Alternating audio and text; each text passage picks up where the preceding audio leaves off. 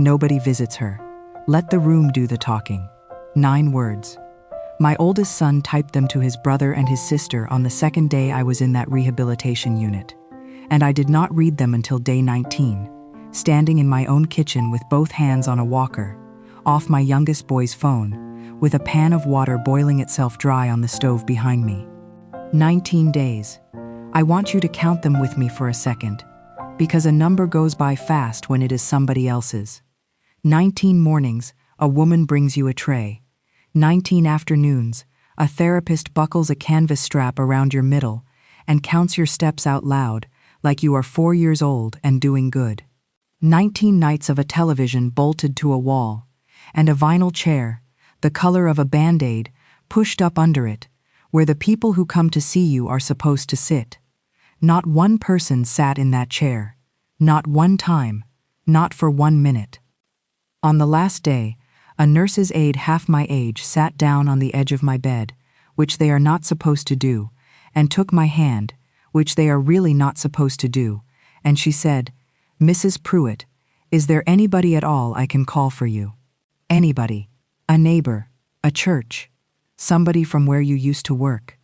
I told her I had 3 children. She said, "I know. That is why I am asking." That is the sentence. 26 years I ran a front counter in this town, and I never once had to be told what I looked like, and it took a 29-year-old girl on a night shift about 4 seconds to say the whole thing out loud. Now here is the part that turns it from sad into something else. There is a folder in the district courthouse here in Sapulpa, Oklahoma, with my name typed across the tab, Wilma Jean Pruitt. In the matter of, it says, inside that folder is a petition asking a judge to take away my right to sign my own name, to spend my own money, to decide where I live and who comes in my door. There is a hearing date on the front of it that somebody went over twice in red ink, the way a person does when they are on the phone and not watching their own hand. That petition was signed and filed 11 days before anybody ever put me under for my hip. 11 days before the surgery, before the room, before that chair. So when my 3 children sat at my table and ate the chicken fried steak I got up and made for them, and swore to my face that they would take turns with me, every one of them already knew what that room was for. It was not a place for me to get well. It was a place for me to get worn down. And I did not find that out for 26 more days, because the notice from that court had been sitting unopened in a stack of mail on my own sideboard the entire time I was gone. There is more, and I am going to lay it all out in order tonight, so let me just set it on the table now, and you can watch me pick it back up as we go. A glossy brochure for an assisted living place on the west side, with one of the rooms already circled in ink, and my name printed on the line, dated before my surgery. A form with my own signature crawling across it, signed 30 minutes before they wheeled me back, that I have no memory of reading. A telephone line at my house that somebody had quietly forwarded 3 years ago because he was helping me. A sign-in sheet that shows the one who told the other 2 to stay away was inside that building twice while I was upstairs learning how to stand up. And both times he signed his own name, because it never once crossed his mind that he was doing something a man would need to hide. And a number, $11,340, that I did not understand for a solid month, and the day I finally understood it, I had to sit down on a bench in a courthouse hallway and hold onto the marble with both hands. They did not do one illegal thing to me. That is what nobody tells you about this. There was no forged check and no locked door. My children came at me with paper, and the paper was correct, and the worst part of it was true. Because I am going to tell you my part too. I promised myself I would. There is a reason that petition had teeth. And the reason is something I did, or more honestly, something I refused to do for 11 years. And when you hear it, you are going to sit back in your chair and say, "Well, Wilma, my children were not entirely wrong about me. They were just badly, badly wrong about what a person is supposed to do about it." My name is Wilma. I am 71 years old, and I have lived my whole life inside of 12 miles of the house I was born in. Sapulpa sits southwest of Tulsa, on the old Route 66, and there are still 2 stretches east of town where the pavement turns to brick if you slow down enough to feel it under the tires. For 39 years, my husband Ellis and I ran Pruitt Welding and Radiator on Dewey Avenue. Ellis ran the torch. I ran everything that was not the torch. The phone, the invoices, the parts counter, the payroll, the coffee, and the book. The book was a green cloth ledger, and it lived on a shelf under the register. When a man came in with a cracked radiator and $40 in his pocket and $110 worth of work sitting in front of him, Ellis would look at me over the counter, and I would already have the pen out. "Put it on the book," I would tell him. "We will settle up later." Half this town has a line in that ledger with their name beside it. Some of those lines are 30 years old. Some of those men are in the ground now. I never tore a page out of it, not once. And I used to be proud of that in a way I have had to sit down and think hard about since. Ellis died in the spring of 2011, in the swivel chair in the front office, waiting on me to finish a deposit slip. I was 8 feet away from him, with my back turned. So you will not hear me stand here and act like I have never been the one who did not look up. Welcome in, and if this is your first time sitting with me, I am glad you found your way here. Thank you for giving an old woman an hour of your evening, because I know you have got other places you could spend it. If anything I tell you tonight lands somewhere in your own life, do me the kindness of leaving a like and putting a word down in the comments, since that is how a story like this one finds the next person who needs it, and there is always a next person. And before we go on, tell me where you are listening from tonight. I read every last one of them. Now, my hip. I had been walking on it wrong for the better part of 2 years, and telling everybody it was the weather. Dr. Vondra put the film up on the light box at his office in Tulsa, and did not even sit down. "There is no cartilage left in there at all, Mrs. Pruitt," he said. "You have been walking on bone since about the time you quit mentioning it to me." He told me the surgery itself was routine. It was the after that he wanted me to understand. 10 days to 3 weeks in a rehabilitation unit, learning how to stand up again, and then a good month at home where I was not to be by myself.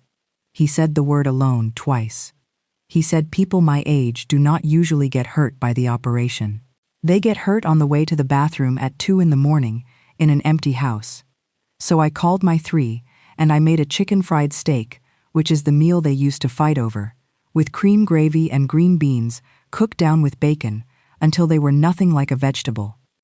Gary came first, the way he always does.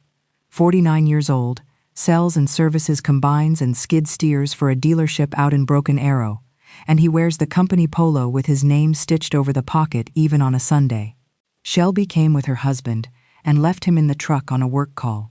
She is 46, does claims for an insurance company up in Owasso, has 2 boys in travel baseball, and a calendar on her phone that she looks at the way other people look at the weather. Dustin came last, and came hungry.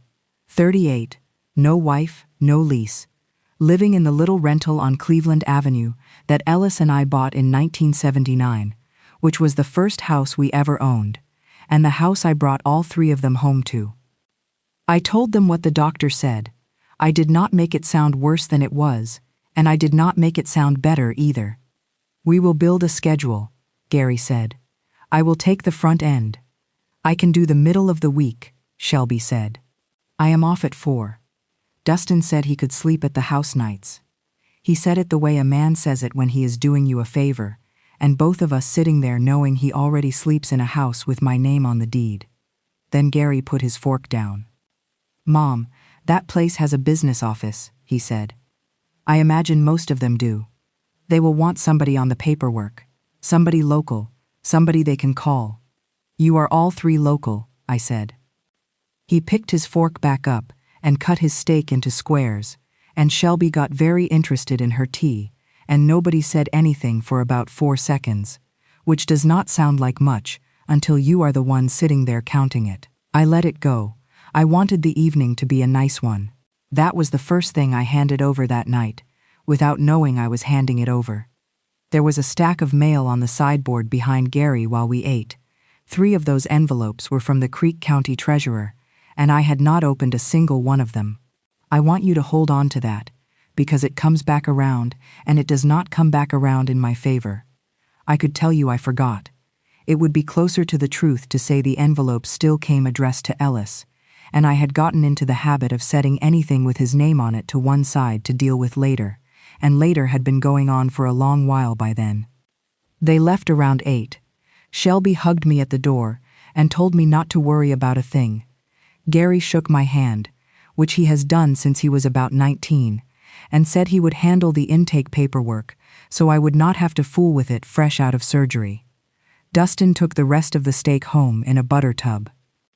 The surgery was on a Tuesday morning, and it went exactly the way Dr. Vondra said it would. I came up out of the anesthesia thick-tongued and cold, in a room at Green Country Rehabilitation, with a window that looked at the backside of a Brahms, and the first thing I did, before I even knew where my own hands were, was turn my head to look at the chair. Vinyl chair, the color of a Band-Aid, pushed up against the wall under the television. Nobody in it.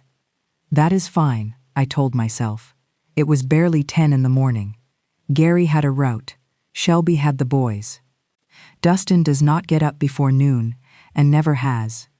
A girl came in around 2 to check my pain and my blood pressure, and she asked me, real friendly, if my family was going to be joining me. They are coming, I said. She wrote something down, and she did not look at me while she wrote it, and I have thought about that 100 times since, because she had been on that unit 6 years, and she already knew the answer before she asked me the question. That was day 1. There were 18 more. The gait belt is a canvas strap they buckle around your middle, so the therapist has something to grab if you go down. Mine smelled like other people. That is the honest thing nobody tells you about a place like that. Every strap and every rail and every set of hand weights has been sweated on by 100 and some other bodies before it gets to you, and by the second morning you have quit noticing, and that is its own kind of sad. Rodney was my therapist. Big fellow, shaved head, forearms like a man who has moved furniture for a living, and the gentlest hands I ever felt on my leg. On day 2 he had me up out of the bed and standing for 40 seconds, and he counted them out loud like they were something to be proud of. They were.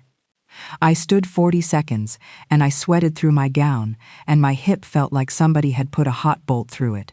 "Sit down, Mrs. Pruitt," he said. "That is the whole workout. That is a win." My phone was on the tray table, face up, and I looked at it before I looked at him. There was one message on it. "Shelby, how'd it go? Send a pic of the room."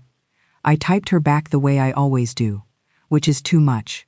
I told her the surgery went fine, and the doctor said the joint set well, and the room had a window and a television that only got 4 channels, and one of them was a church channel that ran all night.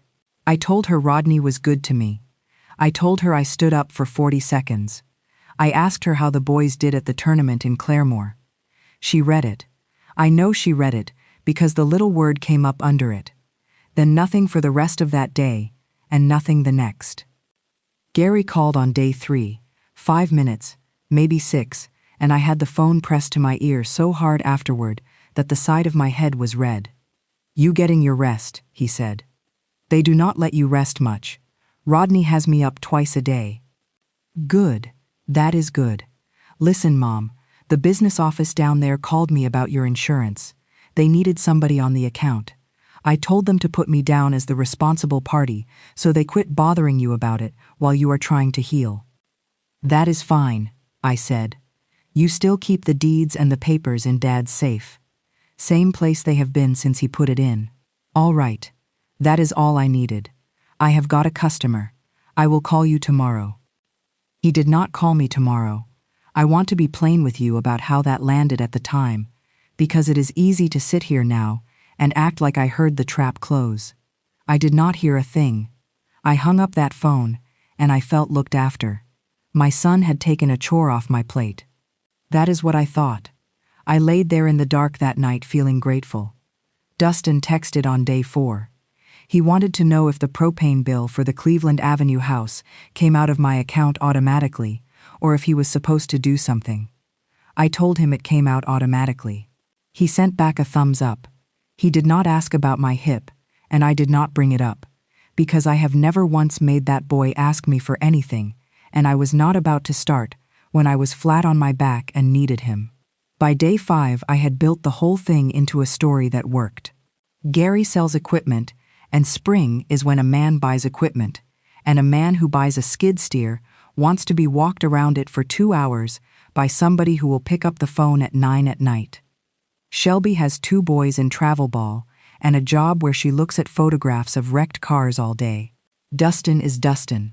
I told that story to Rodney. I told it to the girl who brought the trays. I told it to a woman down the hall named Frances, who had her knee done, and who had somebody in her chair every single afternoon, and I told it to her a little louder than I needed to. On day 6, I asked the front desk if anybody had called and been told I could not take calls. The woman clicked her mouse and looked up at me and said, "No, ma'am, nobody had called at all." I said, "Thank you." I turned that walker around and I went back down the hall past all those open doors and all those chairs. Here is what I kept thinking about that week, and it is not what you would guess. It is not birthdays, it is the ice storm. December of 2007, when the whole county went black for 9 days and the trees came down on the power lines like somebody was shooting them out of the sky one at a time. Ellis had a generator at the shop, and he ran an extension cord out the side door, and for 9 days the front office of Pruitt Welding and Radiator was where half of Dewey Avenue came to charge a phone and get a cup of coffee and warm up. My 3 were grown by then. All 3 of them came. Gary hauled kerosene. Shelby made sandwiches on the counter where we wrote invoices. Dustin was 20 and mostly in the way, and he stayed anyhow. I have gone over that week probably 400 times since, and I cannot find the place where those people turned into the people who did not come. There is no line. That is what nobody tells you either. You go looking for the moment your family changed, and there is no moment.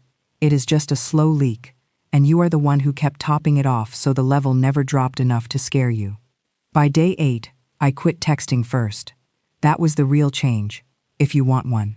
Not anything they did, something I stopped doing. 8 days in, I put the phone in the drawer of that little nightstand, and I shut the drawer, and I did my 40 seconds, and then my 90, and then my 220, and I ate whatever came on the tray, and I watched the church channel with the sound off.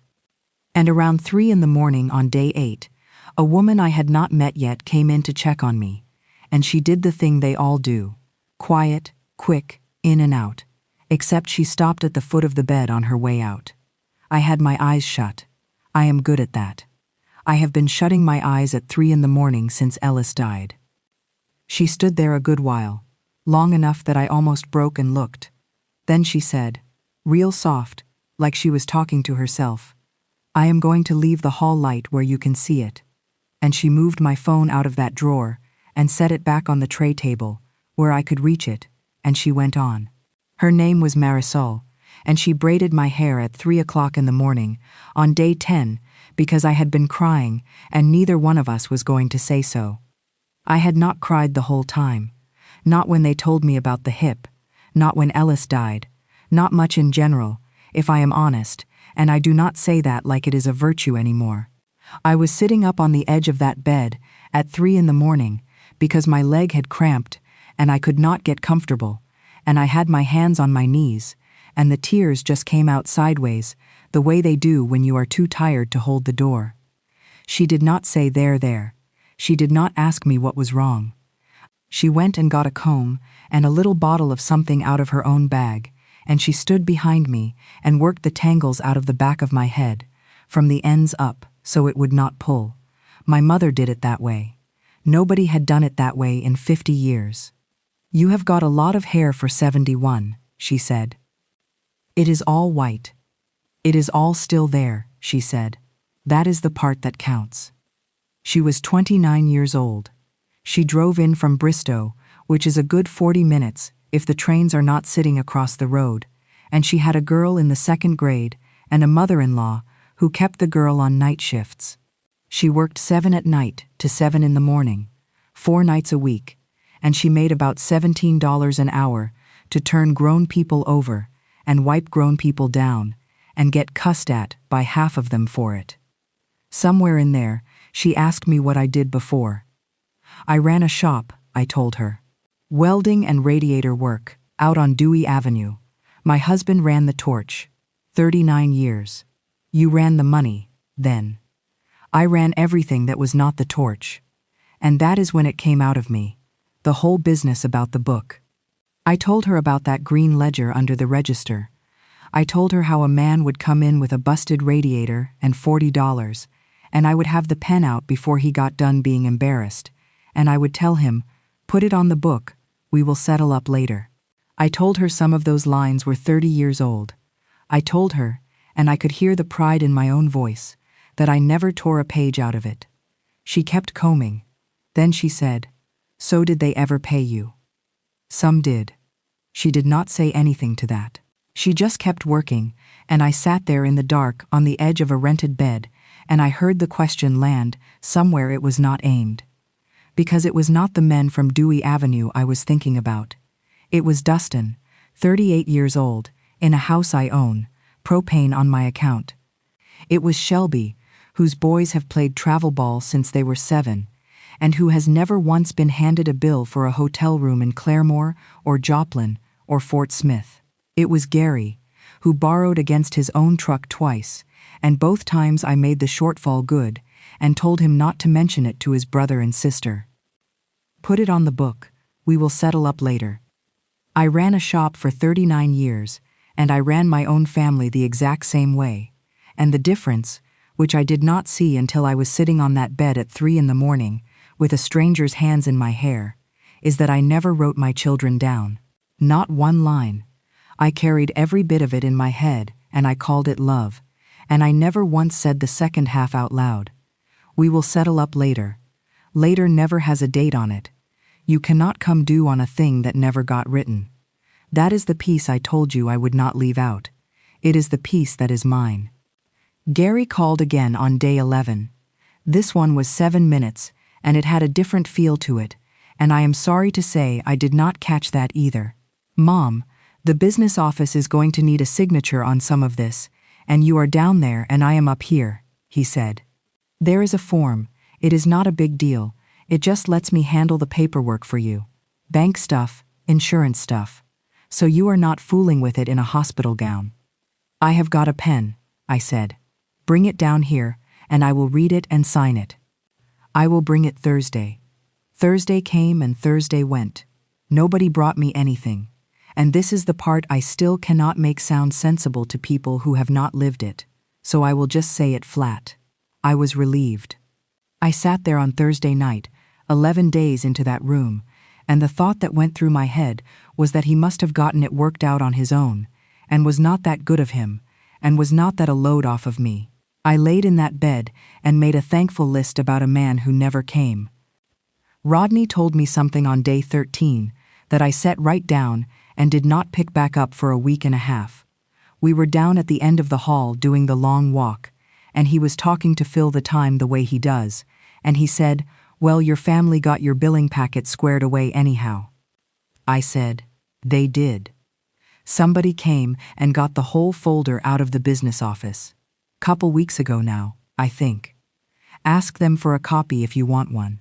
They will print you one. Couple weeks ago."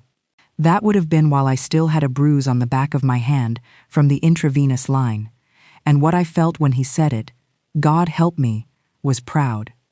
My son had driven all that way to sort out a stack of paper for his mother. "You are going to want to yell at me. Go on." I have yelled at myself. On day 15, I asked Marisol if there was any way in the world I could get my hair washed properly, not the dry stuff in the cap, the real way, at a sink. She said, "We can do that. Big plans?" "My daughter is coming Saturday," I said. I had no earthly reason to say that. Shelby had not told me she was coming. She had sent me a picture of the boys at a tournament, with a heart under it, and I had built Saturday out of nothing, the way you build a house out of nothing, when you have got 19 days and a vinyl chair to look at. Marisol got a basin and a pitcher, and she washed my hair at that sink on a Friday night on her own break, and she combed it out, and she said I looked about 60. Saturday came. I had good hair for it. Dr. Vondra's nurse practitioner came through at 8 in the morning on day 19, pressed on my hip, watched me walk to the door and back, and signed the paper. "You did better than most," she said. "Have your family bring the car around front. And go slow on the steps at home. That is where everybody gets in trouble." I said I would. I called Gary at 4 minutes after 8. Voicemail. I called him again at 8:15, because I have never in my life called a person twice in a row, and I wanted to know what it felt like. Voicemail again. Shelby picked up on the 4th ring with her hand over the phone, talking to somebody else, and then she came on and said, "Mom, I am walking into a meeting. Are you okay? They are letting me go home today." Today. I thought it was Friday. It is today. They said 3 weeks and it turned into 19 days. Okay. Can Dustin get you? I will text him. I have got to go, Mom. I am so sorry. I will call you tonight. She did not call me that night. Dustin's phone rang 11 times and went to a recording that said the mailbox belonging to this customer was full, which it has been since about the year 2019. So there I was, dressed, hair combed, sitting in that vinyl chair for the first and only time in 19 days, with a plastic bag of my things at my feet, in a room they needed for the next person. Marisol came in off the end of her shift, still in her scrubs. She sat down on the edge of the bed, which they are not supposed to do, and she took my hand, which they are really not supposed to do. "Mrs. Pruitt, is there anybody at all I can call?" she said. "Anybody, a neighbor, a church, somebody from the shop." "I have 3 children," I said. "I know," she said. "That is why I am asking. I want to tell you I said something with some steel in it." What I did was sit there and pat the back of her hand twice, like she was the one who needed comforting, and tell her I would be fine, and ask her not to worry, because that is 39 years of standing behind a counter, and I could not get out from behind it even then. Then I got my phone out, and I called myself a ride. $22.40. A young man in a gray Malibu with a car seat in the back. He came around and opened my door, and he took the walker and folded it and put it in his trunk without being asked, and when I could not get my leg up in there right, he said, "Take your time, ma'am. The meter is not the boss of me." He asked if somebody was going to be at the house. "Oh yes," I said. The house smelled shut up. 19 days, and it already had that closed smell, like a room in a museum. The thermostat was set where I left it. There was a water ring on the sideboard from a glass somebody set down and did not pick up. And that stack of mail was right where it had been, only taller. I got myself in the kitchen, and I opened the refrigerator, and this is the picture I would put on the front of the whole thing if it was a book. Half a jar of dill pickles. A stick of butter with the paper folded back, a bottle of ranch dressing laying on its side, and the little dish of baking soda I keep on the middle shelf, which somebody, at some point, in 19 days, had moved. Somebody had been in my house. Nobody had put anything in my refrigerator. Dustin came at 10 minutes after 8 that night with a sack from Sonic and a look on his face like a dog that already knows. He got me a burger and a chocolate malt, and he set them on the counter, and he said, "Mom, I am sorry.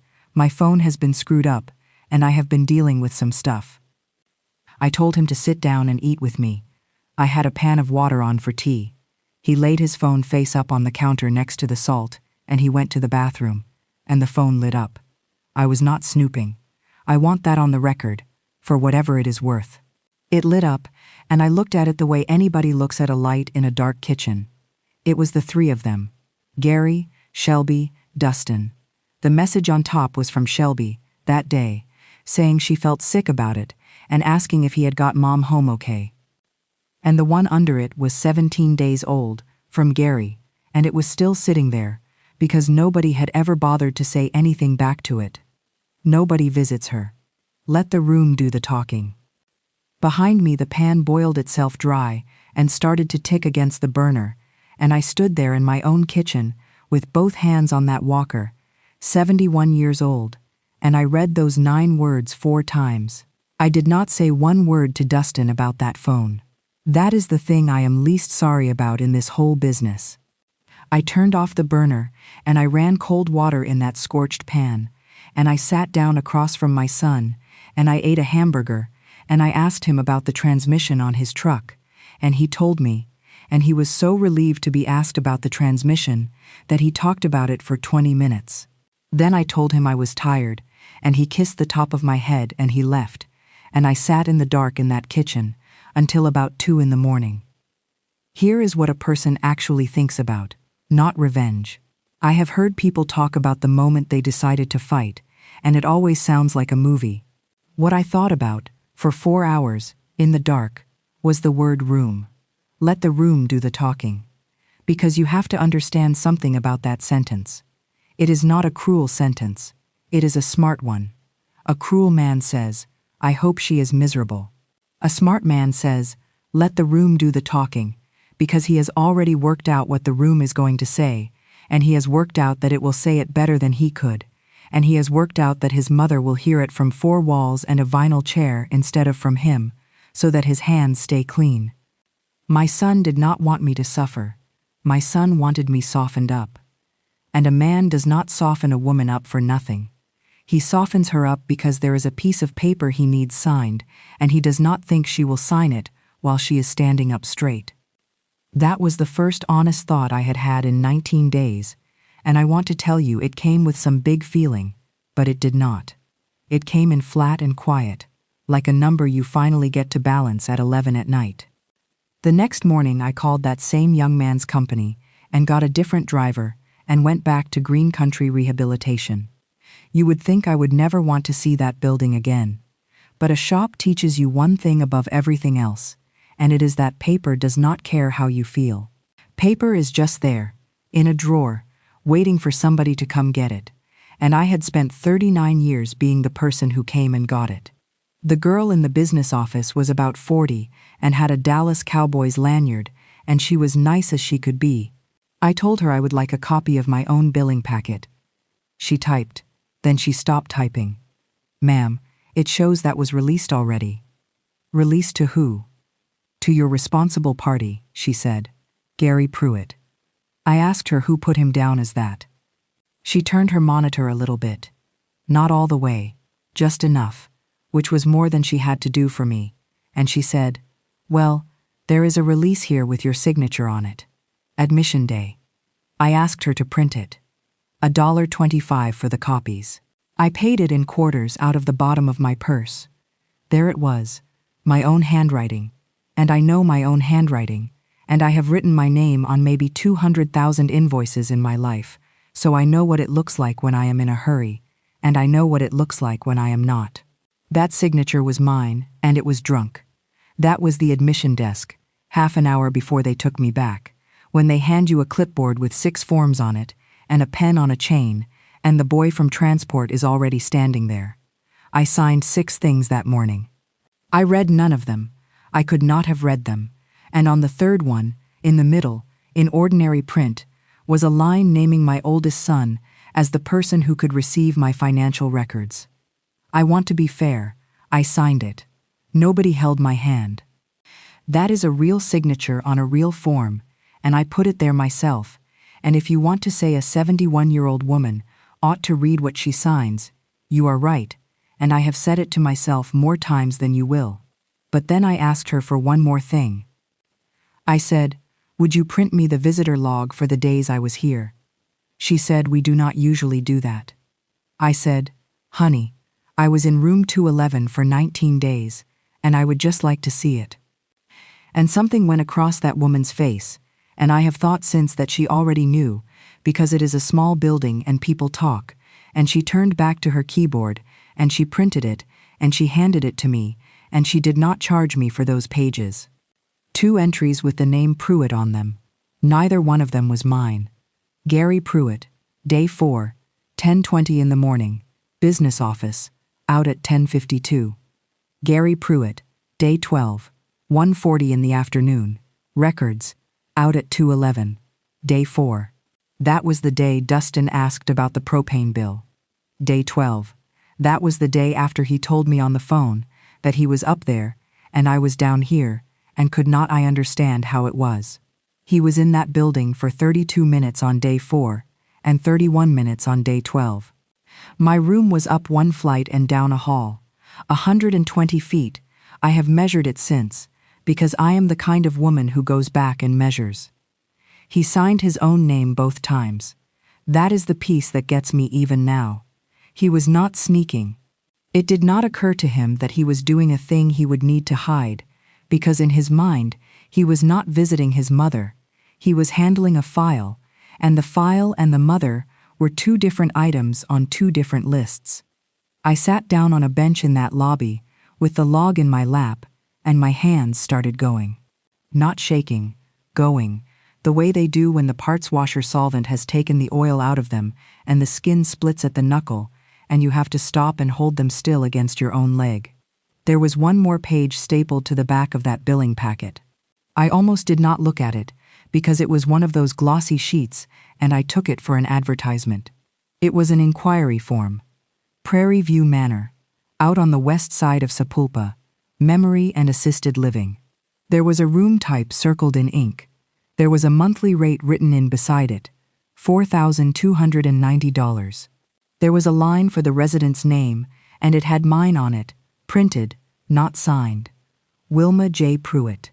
And there was a date on it, up in the corner, where you would never look. That form had been filled out and turned in 12 days before anybody ever put me under for my hip. I sat there a long time. Marisol found me on that bench at 7:20 in the morning, coming off her shift with her keys already in her hand, and she crouched down in front of me the way you do with a child. "Mrs. Pruitt, what is it? Who do you want me to call?" And I heard myself say, in a voice I had not used since Ellis died, and it did not sound like grief at all. It sounded like the front counter on a Monday. I need to find out whether Emmett Bledsoe is still practicing. There were 41 pieces of mail on that sideboard. I know because I sat down at my own dining room table that afternoon with a paring knife, since I could not find the letter opener, and I made 3 stacks, and I counted them the way I have counted things my whole life, in 5s, out loud, under my breath. Rodney would have been proud of me. I had been home 2 days, and I could get from the bedroom to that table in under 4 minutes without holding onto the wall. Junk in 1 stack, bills in 1 stack, and the 3rd stack was the one I had been building for 11 years, which was anything with Ellis Pruitt's name printed on the front of it. I want to explain that stack, because it is the thing that everybody has an opinion about. When a man dies, the mail does not find out. Not for years. The county did not know. The insurance people did not know. The magazine he liked about old trucks did not know, and it kept coming until 2015. Every envelope with his name on it was a person tapping me on the shoulder to ask about a man who died in a swivel chair, 8 feet behind me, and after a while, I got in the habit of setting those to one side. Just to one side, not thrown away. I never threw a single one away, which tells you I knew better the whole time. 3 of them were from the Creek County Treasurer. I opened the oldest one first. It was a delinquency notice on the 11 acres out on the north edge of town, the piece Ellis bought in 1979, off a man who was going through a divorce. $300 an acre, cash he had saved out of the shop, $100 at a time. That land had 4 little rent houses on the roadside of it, and pasture behind, and it had never made us rich, and it had never cost us anything either. Delinquent, 2 years running, and under that, an amount, and under the amount, a date by which the county would sell the whole thing at auction on the courthouse steps. That date was 13 months back. I sat there, and my ears got hot. 13 months back. I have never been late on a bill in my life. In 39 years of running that counter, I never once had a vendor call me twice for the same money. And here was a piece of paper telling me the county had been about 100 and some days from selling my husband's land out from under me, while I was over here worrying about whether the boys ate. I tore open the second one so fast, I took a corner off it. Paid. That is all it said, essentially. Account satisfied. No balance due. There was a stub with a date on it in May of last year, and a number that was not round, $11,340. Taxes and penalty and interest, and a fee for the publication in the newspaper, which is a thing they do. They run your name in the paper so the whole county can see it. I sat and looked at that word paid for a long while. And here is what I decided, sitting right there. I decided the escrow on the rent houses must have caught it. I decided some office somewhere had straightened it out. I did not know how, and I did not chase it, and I want you to notice that, because it is the same exact habit that had let those envelopes stack up in the first place. When a piece of paper says the thing you want it to say, you stop reading. I put it in the bills stack and I moved on, and I did not think about that $11,340 again for a month, and when I did think about it, it took the legs out from under me. The third envelope was not from the treasurer. It was from the district court. It had been in my house for 26 days. Notice of hearing on a petition for the appointment of a guardian of the person, and of the estate of Wilma Jean Pruitt. In the matter of. That is how they say it. In the matter of. There is a line on that form where they name the person who is asking. It said Gary Wayne Pruitt. And underneath it, on the line for the second petitioner, in the same typing, it said Shelby Dawn Pruitt Ochoa. I had made a chicken fried steak for both of them, green beans with the bacon cooked down in them. I had sat at that table and told them what the doctor said, and I had watched her get interested in her tea. There was a page attached that listed the grounds. I am not going to read the whole thing to you. It said I was 71 years of age. It said I lived alone in a house with stairs. It said I was undergoing a major surgical procedure with anesthesia and would require an extended period of rehabilitative care.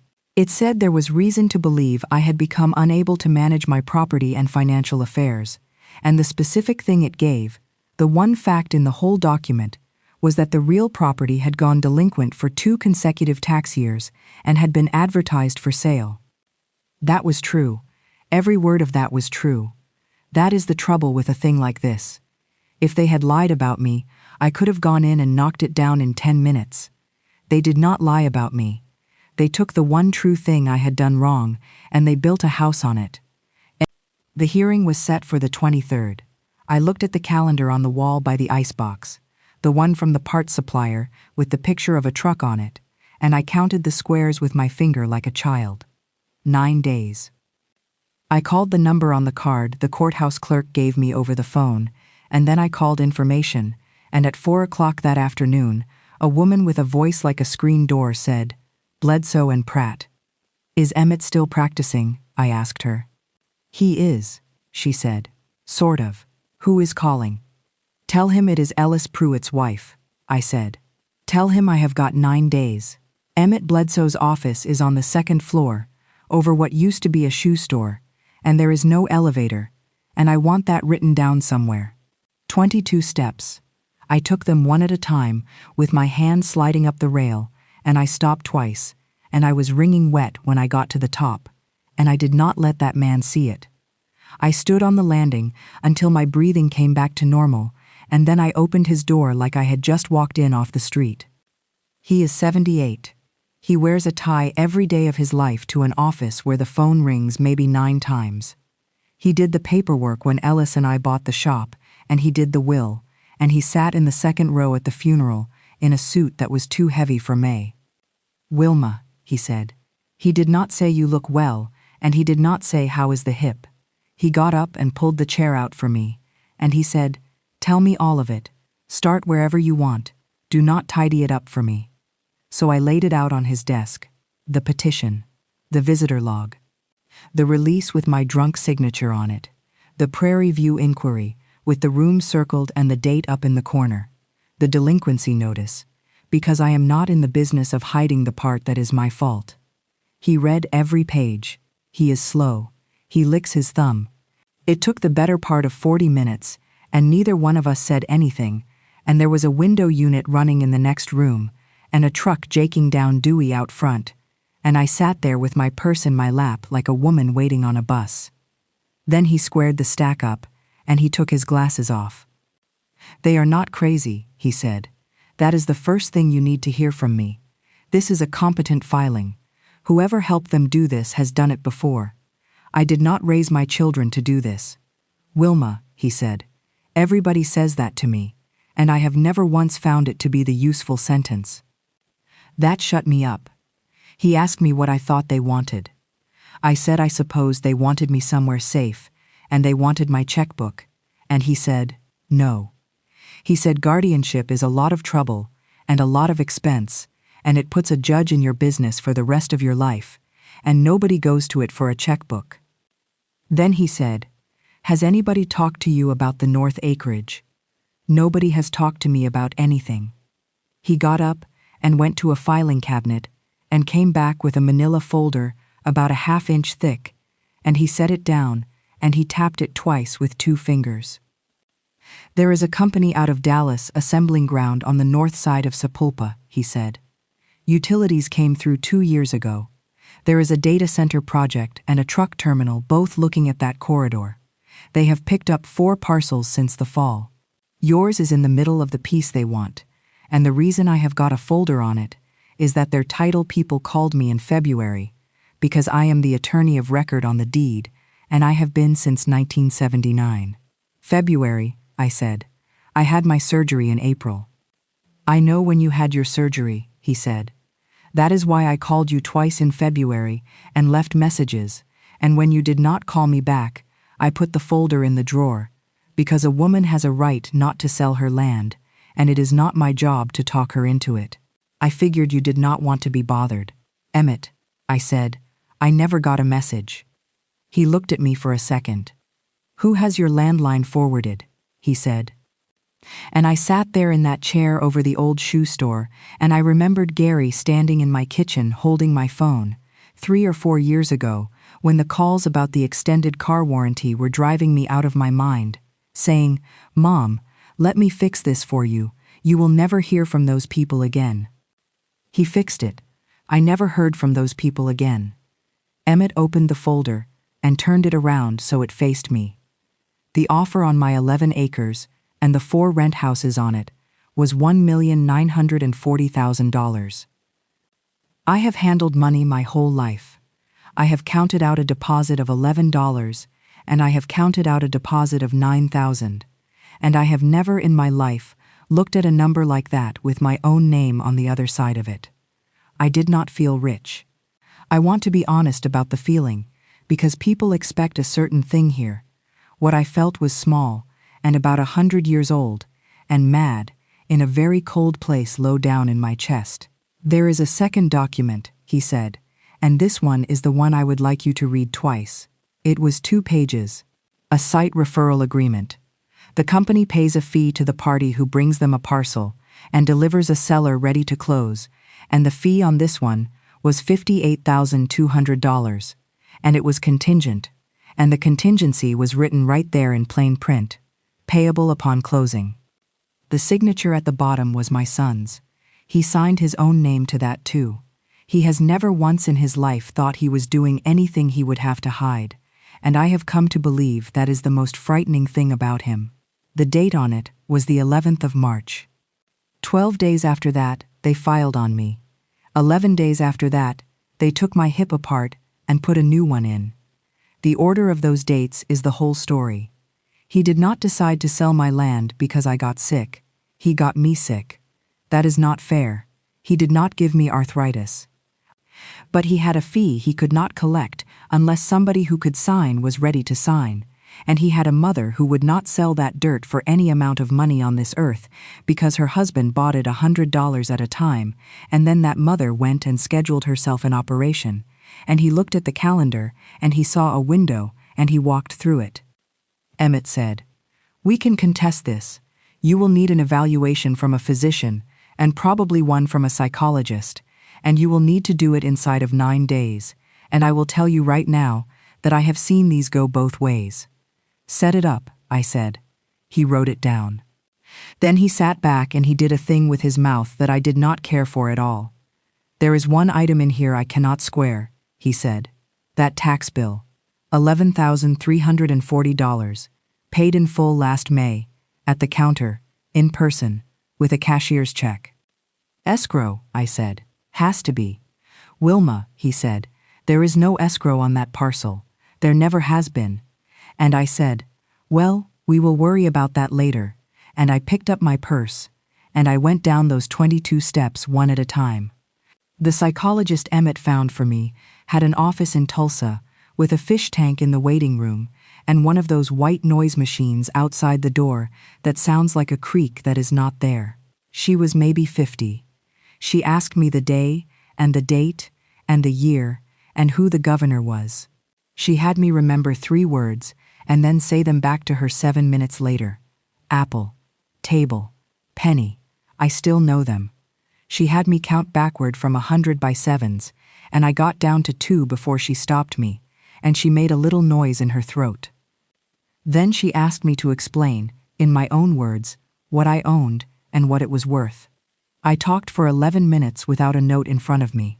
11 acres and 4 rent houses on the north side, bought in 1979. What each one rents for, what each one has needed in the last 4 years, which roof is 9 years old, and which one is 22. The house I live in, free and clear since 2004.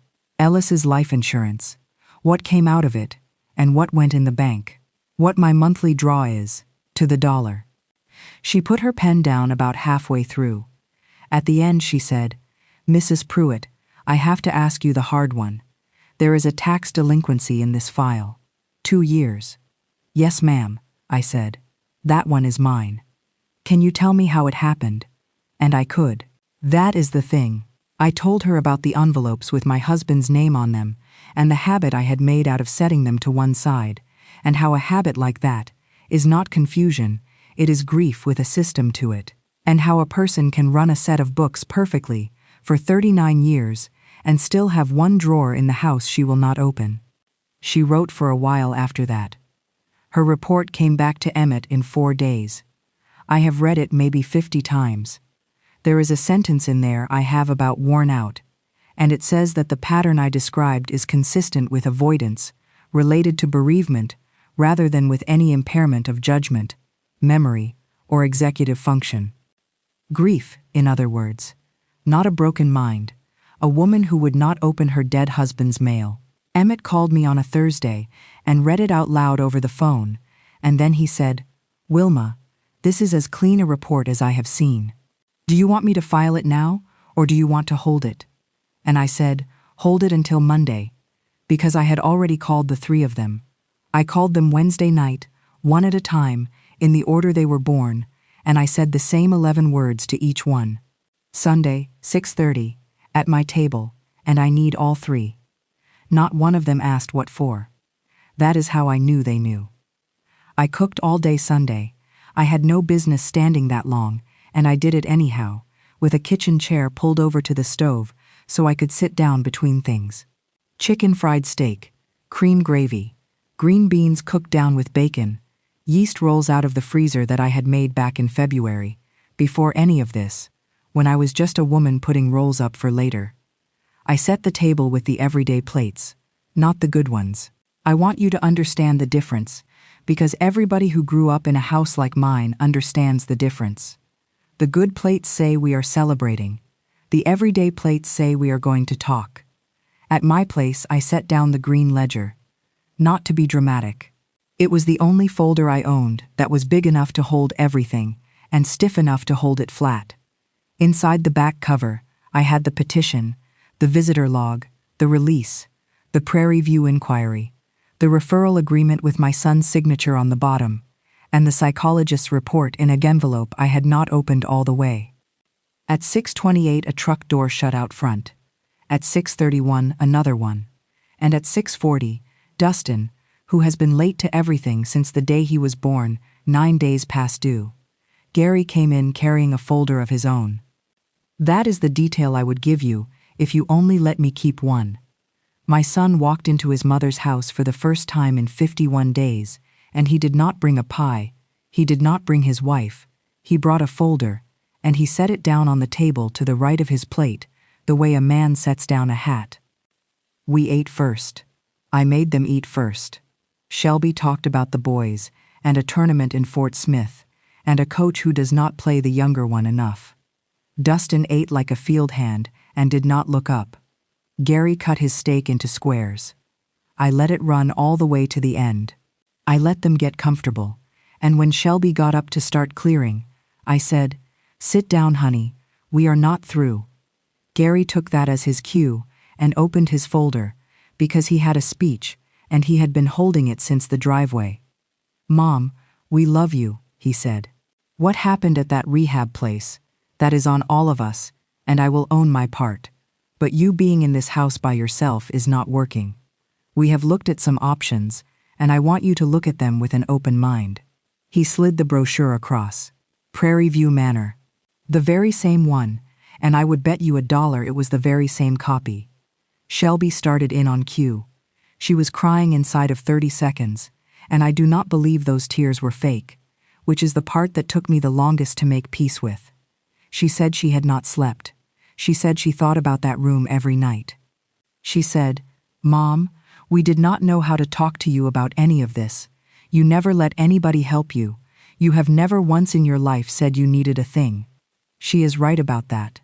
I have not. Then I opened the ledger. I did not raise my voice.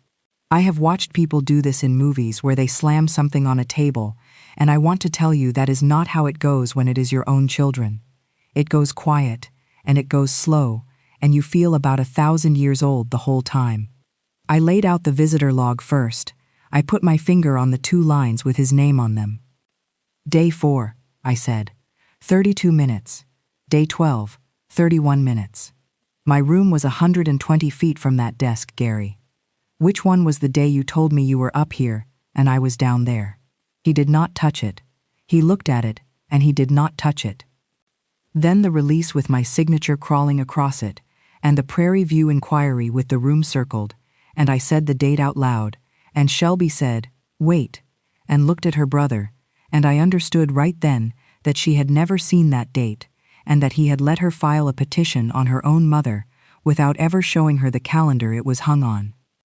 Then the referral agreement, $58,200, payable upon closing. The kitchen got so quiet I could hear the icebox running. Dustin said, "What is that?" Nobody answered him, so I answered him.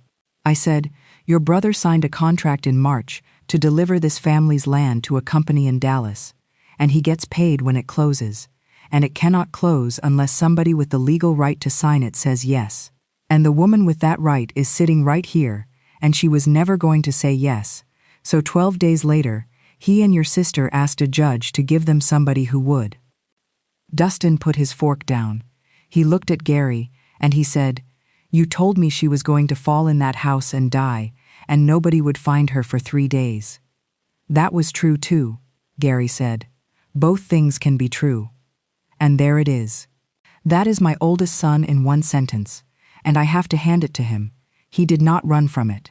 He got both fists on the table, and he said the rest of it, and I am going to give it to you the way he said it, because if I clean it up, I am cheating you. He said, 'Mom, that ground was 90 days from being auctioned on the courthouse steps.' 90 days. Did you know that? Do you know how I found out? Not from you. I found out because a man I sell equipment to saw your name in the legal notices in the paper, and he asked me at a service counter, in front of 2 other men, if my mother was all right. He said, 'You would not take a call about it. You would not open a letter about it. And every one of us has been carrying you for 11 years and calling it something else because you will not let anybody say it out loud. So yes.' I signed that agreement. I was going to sell that dirt, and I was going to pay off every bit of it, and I was going to put you somewhere with a nurse on the hall, and I was not going to ask you first, because you have never once in your life let anybody ask you." Shelby was crying with both hands over her mouth. I sat there, and I let all of that land on me, and here is the thing. Most of it was true. Not all of it. The part about the nurse on the hall was for him, and not for me. But the rest of it, the part where I would not take the call, the part where I would not open the letter, the part where nobody in that family had ever once been allowed to say, "Mom, you cannot do this by yourself anymore," that was true, and I had built it, brick by brick, over about 40 years, and it still did not buy him one single thing. I said, "Gary, look at me." He did. I said, "If you had walked up one flight of stairs and 120 feet and sat down in that chair and said, 'Mama, the taxes did not get paid and I am scared for you,' I would have handed you the whole thing that same afternoon. The land, the books, all of it. That is what kills me. You never had to take it. You could have asked, and I would have given it." He did not have anything for that. He has not had anything for it since. Then I closed the ledger, and I did the part I had come to do. I told him I would be at the hearing on the 23rd, with a physician's report and a psychologist's report and my own attorney, and that he could withdraw the petition, or he could sit there while a judge read out loud what a woman who cannot manage her affairs is able to recite from memory. I told him the North acreage was coming off the market permanently, and that his fee was payable upon a closing that was never going to happen, and that if the company out of Dallas wanted to talk to anybody about it, they could talk to Emmett Bledsoe. I told Shelby that starting the 1st of the month, the hotel rooms and the tournament fees and the registrations come out of her house and not mine, and that I would still be at every game I could get to, because those boys did not do a thing to me. And I told Dustin, who had not done one bit of this, that the rent on the Cleveland Avenue house was $550 a month starting the 1st, that the propane was coming off my account that week, and that if he could not carry it, he had 60 days to find something he could carry. He said, "Mom, I do not have $550. "I know it," I said. "That is why it starts now instead of later." And then I said the thing I had been turning over in my head for 2 weeks, and it did not come out of me smooth. It came out with my voice cracking in the middle of it. I said, "There is no book anymore, not for anybody at this table. Whatever any of you needs from me from here on, you will have to say it out loud, to my face, in words, and I will say yes or I will say no, and either way it gets settled that day. We do not settle up later in this house. Later is what got me 19 days in a chair I could not sit in." Nobody said anything. Then Gary stood up and put his folder under his arm, and at the door he turned around, and his face had gone a color I had not seen on him since he was a boy in trouble, and he said one sentence to me. He said, "Go down to the treasurer's office and ask them who paid your taxes."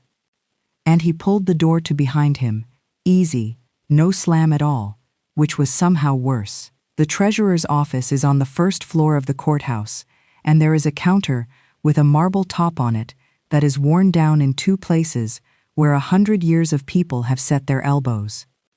The girl who helped me was young, and she had to get somebody older, and the older one was a woman named Charlene, who has been there since I was in my 40s, and she remembered Ellis. She pulled it up without me having to explain twice. "Cashier's check," she said. "Last May, $11,340, in person, at this counter. Does it say who? Purchaser is on the check, honey." She turned the copy around. "Gary Wayne Pruitt." Charlene said, "I remember him. He waited about 40 minutes because the system was down. He asked me a question I have never had anybody ask me before or since." "What did he ask you?" "He asked me what he had to do so his mother's name would not run in the paper again." I stood at that counter and held onto the marble with both hands, and I am not going to describe what went through me because I do not have the words for it, and I have had a year to look for them. I drove out to Broken Arrow that afternoon. I say drove. Dustin drove me, and he waited in the truck, and he did not ask me one question the whole way there, which is the most grown thing that boy has ever done. Gary was out on the lot with a customer, and I sat in the customer chair by his desk under a poster of a combine, and when he came in and saw me sitting there, he stopped in the doorway like a man who has walked into the wrong room. I put the copy of the cashier's check on his desk. "Why did you not tell me?" He sat down. He turned a pen over end to end about 4 times. "Because telling you meant saying it out loud," he said. "Saying what out loud?" "Mom," he said, and his voice went somewhere I have not heard it go since he was about 11 years old, and broke his arm at the ball field, and would not cry until we were in the truck. Saying it out loud meant sitting across from you and telling you that you could not handle it anymore. And I could not do it. I have started that sentence in your kitchen probably 9 times. I have gotten as far as "Mom, listen," and then you would get up and get the coffee pot. I know I did. I know exactly the getting up he is talking about. Then he said the rest of it, and this is the part that took the floor out from under me. He said, "Where do you think I got it?" I did not answer. He said, "I put it on the truck. I refinanced my truck in April of last year, and I paid your taxes in May with it, and then in June the payment went up $90-something, and I came up short on my own note, and I sat in your kitchen, and I let you write me a check for $2,000, and I never told you what it was for. I have thought about that more than anything else in this whole story.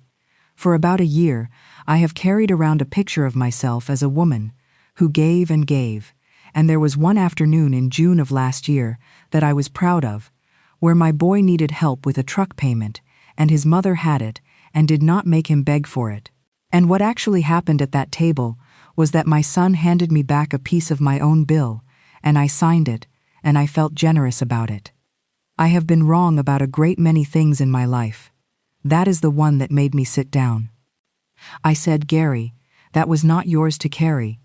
And he said, "I know it, and you would not carry it, so somebody had to." We sat there in that little glass office with a phone ringing out in the showroom. I want to be careful here, because this is where a story like mine usually goes soft, and I have listened to enough of them to know how it works. This is where the son cries and the mother cries, and everybody says they are sorry, and the whole thing gets washed clean. It did not get washed clean. I said to him, "I was wrong about you, and I am going to say it plain, because I thought you were a man who was after money, and you are not. You are a man who could not stand to say a hard sentence to his mother, and that is a different sin, but it is still a sin."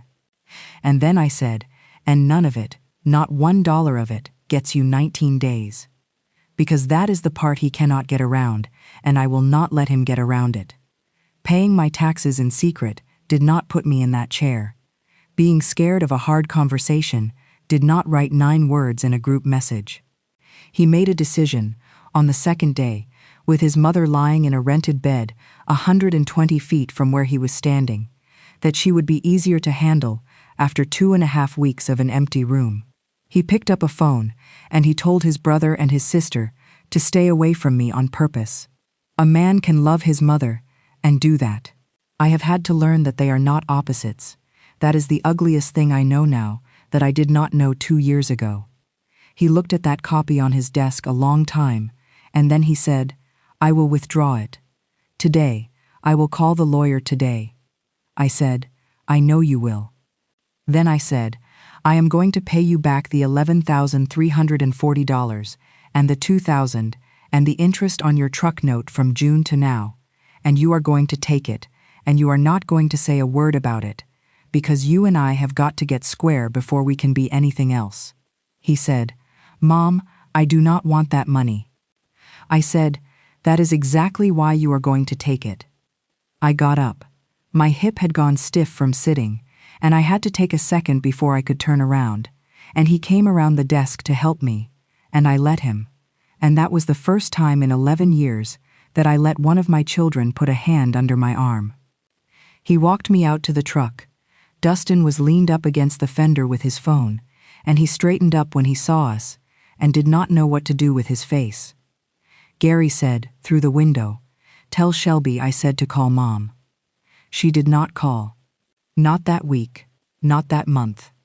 And that is a thing I am going to have to tell you about, and it does not have a nice ending on it. The petition was withdrawn on the 19th, 4 days before the hearing. Emmett called me and read the order over the phone, and then he said, "Well, that is that," and I sat down on the edge of my bed and did not feel one thing I expected to feel. I went to the courthouse anyway on the 23rd. I do not know how to explain that to you. Emmett did not want me to go, and I went. I sat in the back of that courtroom on a bench that was not built for a new hip, and I watched a judge hear 3 other matters, and one of them was an old man in a wheelchair whose daughter was asking for the same thing my children asked for me, and he had nobody sitting on his side of the room, and it was over in 11 minutes. 11 minutes. That is all it takes when nobody comes with paper. I have thought about that man ever since. I could have been him. The only reason I was not him was that a young woman on a night shift moved a telephone out of a drawer where I had put it, and a 78-year-old lawyer over a shoe store still answers his own mail. That is the whole margin. That is it. Now let me tell you what it cost, because I promised you at the start that I would not tidy it up. I sold the Cleveland Avenue house. That is the first house Ellis and I ever owned, in 1979, the one I brought all 3 of those babies home to, with the kitchen window over the sink where I could see the swing set. I sold it in August for $91,000 to a young couple with a baby, and I paid Emmett, and I paid the doctor and the psychologist, and I wrote my oldest son a check for $13,980, and he took it, and he did not say a word about it, exactly like I told him. Dustin had 60 days, and he took 58 of them. He is in Bristow now with a fellow he knows from high school, and he works in the kitchen at Green Country Rehabilitation, which he got because I asked Marisol if they were hiring, and she asked her supervisor, and that is the only string I have pulled for that boy in a decade. He hauls trays. He is on his feet 9 hours. On the 1st of November, he handed me $550 in cash at my kitchen table, counted out, and he sat there while I wrote him a receipt, because I told him he was going to get a receipt like anybody else. He said, "This is stupid, Mom," and his ears were red the whole time. Then he asked if he could take some of the freezer rolls home with him. The company out of Dallas moved on. They picked up a parcel 3 miles north, and they broke ground in the spring, and Emmett tells me my 11 acres will not see an offer like that again in my lifetime. $1,940,000. I have that number in my head, the way you have a phone number from a house you grew up in. I did not take it, and I am not going to take it, and I am not going to pretend it does not sit there. There is not going to be a big pile of money at the end of this story.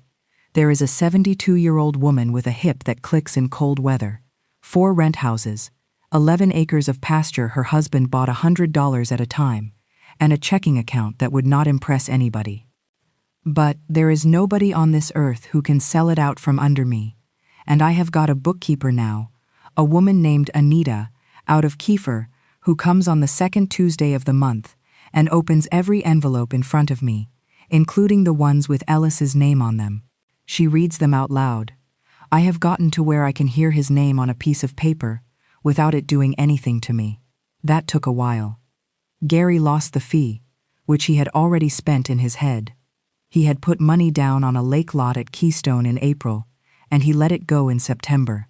He sells equipment in Broken Arrow, and he comes over the 2nd Saturday of the month, and he changes the filter on my furnace, and he stays for supper, and we talk about equipment and the weather and his kids. We do not talk about the 19 days. We tried twice. It is not there yet, and it may not ever be, and I have made my peace with the fact that some things get repaired to about 80%, and you live in that house anyway. Shelby has not spoken to me in 14 months. That is the one that gets me at night. Not the money, not the land, not even the room. My daughter cannot forgive me for showing her a date on a piece of paper in front of her brothers, and letting her find out at my table what she had signed her name to. She told Gary I humiliated her. She is not entirely wrong, and if I had it to do again, I would have called her the night before and told her privately, and I did not, because I wanted every one of them at that table where they could not get up. I see her boys. She drops them at the end of my drive and does not come in. The younger one has got Ellis's hands. I write her the first Sunday of every month. She has never answered one. I am going to keep writing them. That is a thing I can do without her permission. Marisol brings her girl over sometimes, and I make chicken fried steak, and that child eats 3 rolls and tells me about the 2nd grade. Marisol started her nursing coursework in January, and before you get ahead of me, no, I did not pay for it. She did not want that, and she about took my head off when I offered. What I did was drive her to Tulsa on Tuesday nights for a semester, so she did not have to leave her girl with a sitter twice in one day. And I sat in a parking lot with a thermos and the radio on, and I would not trade those Tuesdays for the whole $1,000,009. Here is what I know now that I did not know in that room. I thought I was being generous my whole life. I was not, entirely. Some of it was generous, and some of it was a way of never having to be the one who asked. If you are always the one who gives, you never have to say a needful thing out loud, and you get to be the strong one, and you get to skip every hard conversation there is, and you can run that arrangement for 40 years without one soul catching on, including yourself. But everybody around you learns from it. My children learned that whatever they needed would arrive without a conversation, and so, when what I needed was a conversation, none of the three of them knew how to have one. They went and got a lawyer instead. They came at me with paper, because paper was the only language anybody in my family had ever been taught. That one is on me, not the 19 days, the alphabet. The green ledger is still under my register, and the shop is still on Dewey with our name on the brick, and I still put people on the book when they come in short, because I am not going to turn into somebody else this late. But I have one new rule, and it is written on the inside of the front cover in my own hand, and it says, everything gets a line, and everything gets a date. Last week a piece of mail came to this house, addressed to Wilma J. Pruitt. Just that, not to Ellis. Not care of anybody, not to the responsible party. I sat down at my own table, and I opened it with the letter opener, which I found, and it was nothing. It was the county saying the taxes on the north acreage are current, and here is your receipt. I read it twice, and then I got up and stuck it on the icebox with a magnet, where a person can see it. If you have got somebody in your family who has never once asked you for anything, go look at them a little harder than you did last week. And if you are that person, I want you to think about what you are teaching everybody around you, because I taught mine for 40 years, and it took 19 days in a vinyl chair to see it. Tell me down in the comments if this one hit close to home. Tell me where you are listening from. I will be here reading them, at this table, with the light on,